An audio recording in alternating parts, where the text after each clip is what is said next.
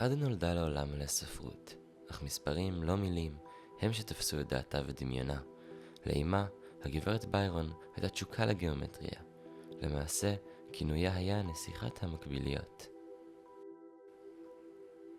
אך אביה היה הדמות המרכזית בביתה. אביה היה מוכר בכל העולם בשל הפואמות והסיפורים הרומנטיים שלו. למרבה הצער, לורד ביירון היה מתנהג בצורה לא הולמת בבית. התנהגותו הלא הולמת הכריחה את הגברת ביירון לקחת את התינוקת החדשה שלה ולברוח מאות קילומטרים מלונדון לבית הוריה. עדה לא ראתה את אביה יותר. עדה הכירה את אביה רק דרך הספרים שהוא כתב. אמה לא הייתה בבית הרבה ולכן עדה הייתה בודדה. יומניה, מלאים בהמצאות ומשוואות, היו החברה שלה. כשהסקיצות שלה התעפפו מהדפים ונהיו אמיתיים, עדה לא הרגישה בודדה יותר כלל.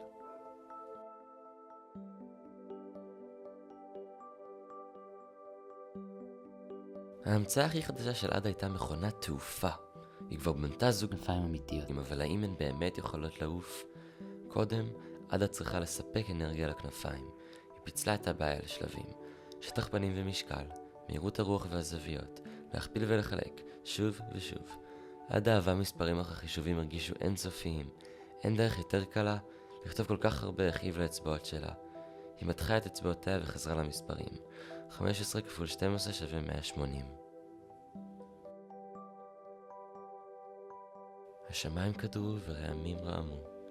הגשם פוגע בגג ודולף דרך החלונות. עדה מיד הלכה לסגור את התריסים. הווילונות התנפנפו כמו מפרסי ספינה ברוח. מפרסים היו כמו כנפיים.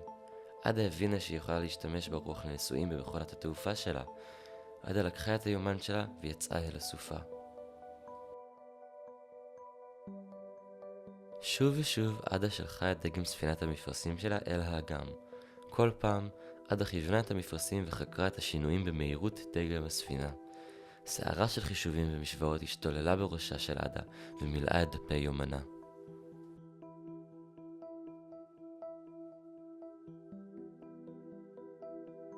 ירד הלילה, עדה חזרה הביתה, רטובה ומלאה בבוץ ובהצלחה. כשעוזרת הבית ראתה את עדה היא כעסה עליה על כך שהייתה בחוץ במזג האוויר החורפי. לא אכפת לי מה הגברת ביירון אומרת, היא חשבה בביטול. בנות לא צריכות לבזבז זמן רב במתמטיקה, מדע, ניסויים ושטויות דומות. אך לעדה זה בכלל לא היה שטויות. המספרים היו החברים שלה.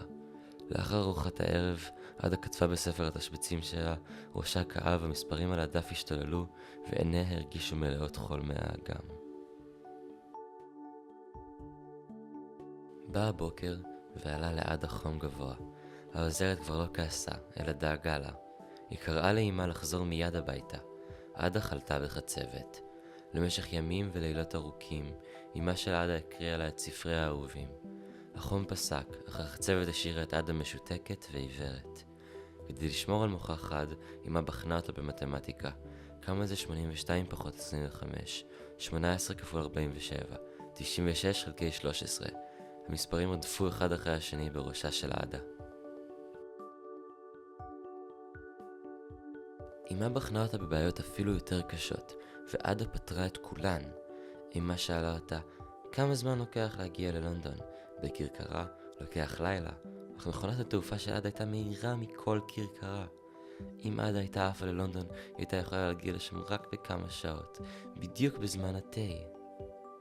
מספרים נשארו החברה של עדה. 15 כפול 12 עדיין היה 180, ותמיד יהיה. גם אם עדה לא יכלה לראות. בשבועות הקרובים הראייה של עדה השתפרה, אך למשך 3 שנים ארוכות היא עדיין השתמשה בקביים. הילדה שרצתה לעוף אך לא יכלה אפילו ללכת.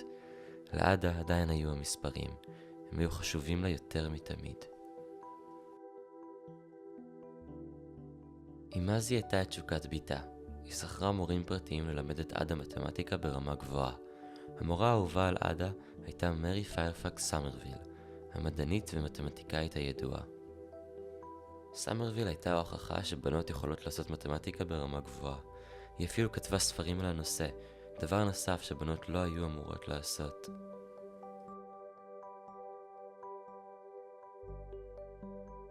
סמרוויל התרשמה מהחשיבה הלוגית החדה של עדה. היא הזמינה את עדה ואימה למסיבה. זו לא הייתה סתם מסיבת ריקודים, אלא לשיתוף רעיונות. האורחים היו מדענים, כמו מייקל פרדיי, חוקר באלקטרומגנטיות, וצ'ארלס וויטסטון, ממציא מכשיר המציג תמונות תלת-מימדיות. אך לעדה, העורך הכי חשוב היה צ'ארלס בבאג'. בבאג' היה ממציא ומתמטיקאי מפורסם, בדיוק כמו שעדה רצתה להיות. אף על פי שהיא הייתה רק בת 17 ובבאג' 41, עדה דיברה על מתמטיקה עם דיוק והבנה שהרשימה אותו מאוד. בבאג' הורשם עד כדי כך שהוא הזמין את עדה למעבדה שלו. עדה הראתה לבבאג' את היומנים שלה, מלאי המצאות וניסויים שהיא עשתה. התה שלהם התקרר בזמן שהם דיברו על האהבה שלהם למכונות ומתמטיקה. בבאג' לא ראה בעדה כילדה צעירה. הוא התייחס אליה כמו מתמטיקאית וממציאה שהיא כבר הייתה.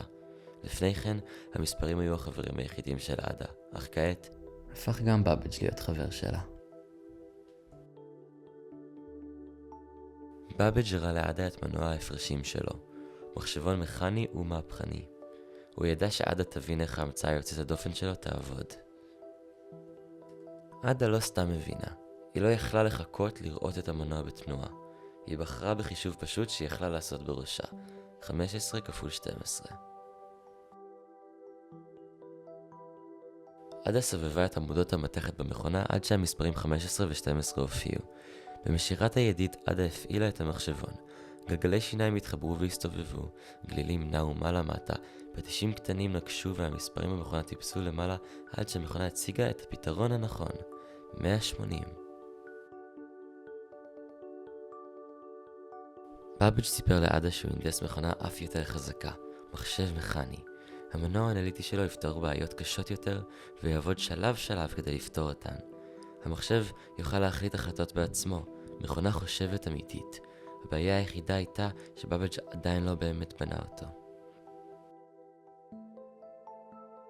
עדה סחבה הביתה ערימת ספרי מעבדה של בבאג', 30 ספרים שלמים, מלאים בפתקים על המנוע האנליטי.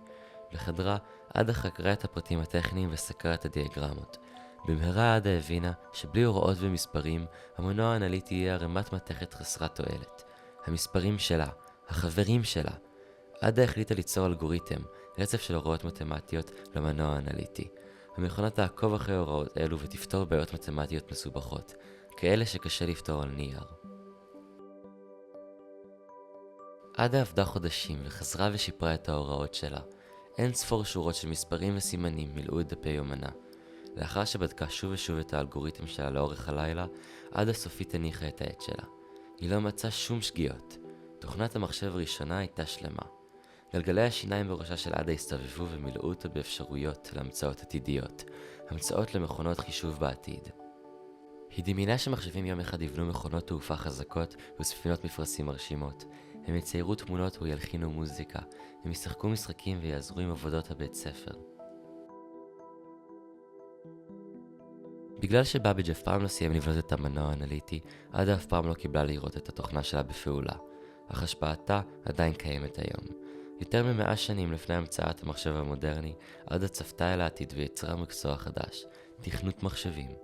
עדה לא יכלה לדעת שיום אחד שפת תכנות תיקרא על שמה, עדה, ואחד מהשימושים של עדה, להנחות מכונות תעופה מודרניות.